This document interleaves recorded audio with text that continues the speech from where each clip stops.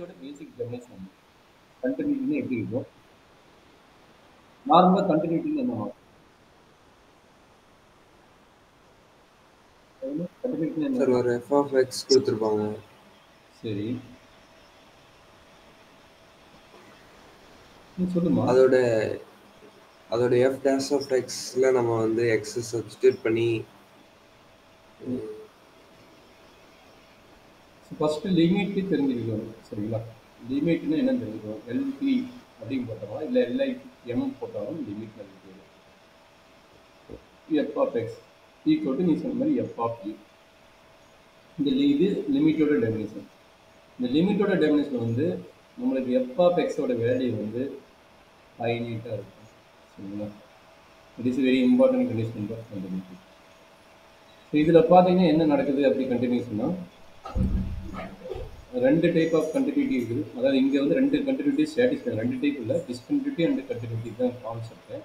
But இங்கே என்ன பண்ண போறீங்கன்னா left continuity and right continuity அதோட வேல்யூஸ் வந்து நமக்கு ரெண்டு ஈக்குவலாக இருக்கும். சப்போஸ் இங்கே தான் அந்த ஏங்கிற பாயிண்ட் இருக்குன்னு வச்சுக்கோங்களேன்.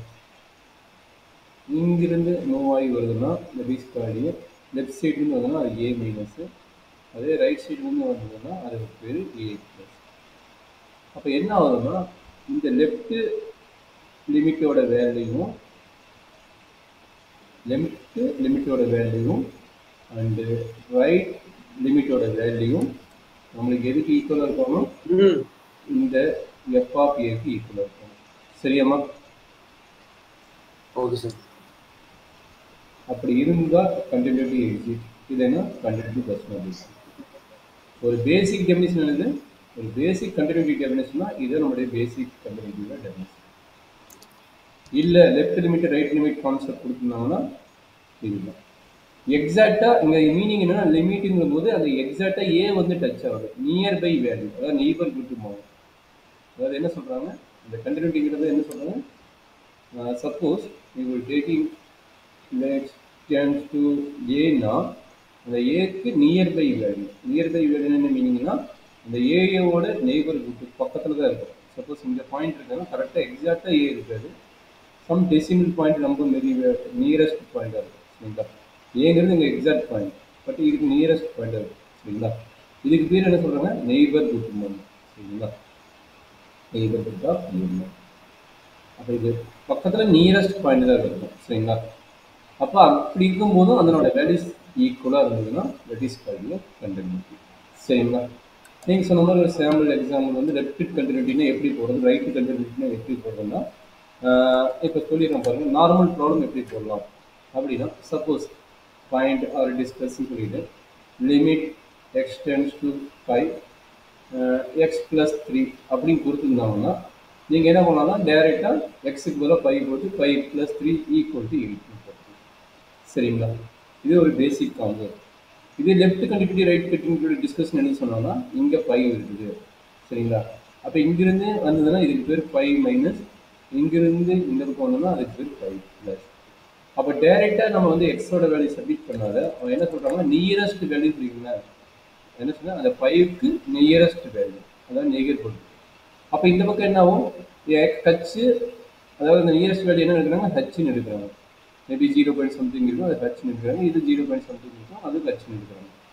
அப்போ அது என்ன ஆகுதுன்னா அந்த எக்ஸை வந்து எப்படி ரீப்ளேஸ் பண்ணுறாங்கன்னா ஏ மைனஸ் ஹச்சுங்கிறது லெஃப்ட் ஹேண்ட் லிமிட் ஆகும், and X equal to A plus H right hand லிமிட்டாகவும் கன்சிடர் பண்ணுறாங்க. சரிங்களா? அப்போ இந்த எக்ஸோட லிமிட் என்ன ஆகுதுன்னா ஹச்சுக்கு இன்டர்சேஞ்ச் பண்ணுறாங்க. அந்த ஹச்சுக்கு இன்டர்சேஞ்ச் பண்ணும்போது லெஃப்ட் ஹேண்ட் லிமிட்டுக்கு வந்து ஏ மைனஸ் ஏன்னு வரும். For example X tends to ஏன்னு போட்டிங்கன்னா ஏன்னு கட் ஆயிரும். அப்போ ஏ மைனஸ் ஏன்னு போட்டிங்கன்னா that is called H equal to 0. இது லெஃப்ட் லிமிட்டா 0 மைனஸ் போடுவாங்க, அதே ரைட் லிமிட்னா 0 ப்ளஸ் போடுவாங்க. சரிங்களா? அது இன்டர்சேஞ்ச் பண்ணி 0க்கு கன்வெர்ட் பண்ணுறாங்க. சரிங்களா? சரி, இது எப்படி போடலாம்? இதே problem left limit right limit concept இந்த ப்ராப்ளத்தை எப்படி போடலாம் அப்படின்னா இது பேசிக்காக டேரெக்டாக சப்மிட் பண்ண இந்த மாதிரி ஆன்சர். ரெண்டுக்கும் ஒரே ஆன்சர் வரும். நம்ம என்ன பண்ணணும்? Left limit right limit equal prove பண்ணணும். சரிங்களா? அப்போ லெஃப்ட் ஹேண்ட் லிமிட் எப்படி சேஞ்ச் ஆகுதுன்னு பார்த்தீங்கன்னா limit x tends to 5 f of x வந்து நம்ம எப்படி எழுதணும்? Limit h tends to 0 minus first left hand limit போகிறதுனால எக்ஸோட வேல்யூ என்னன்னு சப்மிட் பண்ணணும் a மைனஸ் h. இங்கே ஏவோட வேல்யூ யாருன்னா 5. அந்த அட் a பாயிண்ட் சொல்லுவாங்க. ஏவோட வேல்யூ யாருன்னா 5. இதுதான் ஏவோட வேல்யூ. அப்போ எப்படி எழுதுவீங்க 5ன்னு வந்துருக்குதா. அப்போ 5 மைனஸ் h. சரிங்களா. இப்போ எக்ஸுக்கு பதிலாக என்ன கிடைக்குது இங்கே எக்ஸ்ன்னு இருக்குது. பட் இங்கே எக்ஸுக்கு பதிலாக என்ன கிடைக்குது 5 மைனஸ் ஹச்னு வருது. அப்போ இந்த எக்ஸுக்கு பதிலாக 5 மைனஸ் ஹச்னு ரீப்ளேஸ் பண்ணுவீங்க. அப்போ என்ன நடக்கும் limit h tends to 0 minus இந்த ஃபங்க்ஷனுக்கு பதிலாக என்ன அப்ளை பண்ண போகிறீங்க எக்ஸுக்கு பதிலாக 5 மைனஸ் ஹச் ப்ளஸ் 3ன்னு அப்ளை பண்ணுவீங்க. இதை சிம்பிளிஃபை பண்ணிவிட்டு h tends to 0 போடுங்க. அப்போ என்ன நடக்கும் limit h tends to 0 minus 5 plus 3 எவ்வளவு 8. அப்போ 8 மைனஸ் h. அப்போ என்ன பண்ண போகிறீங்க h tends to 0 போட போகிறீங்க. 8 மைனஸ் 0 ஈக்குவல் டு 8. இது என்ன கான்செப்ட் லெஃப்ட் ஹேண்ட் லிமிட் வரும். அதே கான்செப்டை ரைட் ஹேண்ட் லிமிட் அப்ளை பண்ணுறீங்க. அப்போ ரைட் ஹேண்ட் லிமிட்ல என்ன போட போகிறீங்க RHL அப்படின்னு எழுதிட்டு limit x tends to 5 plus f of x equal to right hand லிமிட்டை என்ன அப்ளை பண்ணணும் a plus h. இங்கே ஏவோட வேல்யூ என்ன 5. அப்போ என்னாச்சு லிமிட் h tends to என்ன ஆகும் ரைட் ஹேண்ட் லிமிட் இருந்தாலும் லெஃப்ட் ஹேண்ட் லிமிட் வந்து 0 மைனஸ் 0 ப்ளஸ்னு எடுக்க போகிறோம். அப்போ என்னாச்சு 0 ப்ளஸ் x ப்ளஸ் 3.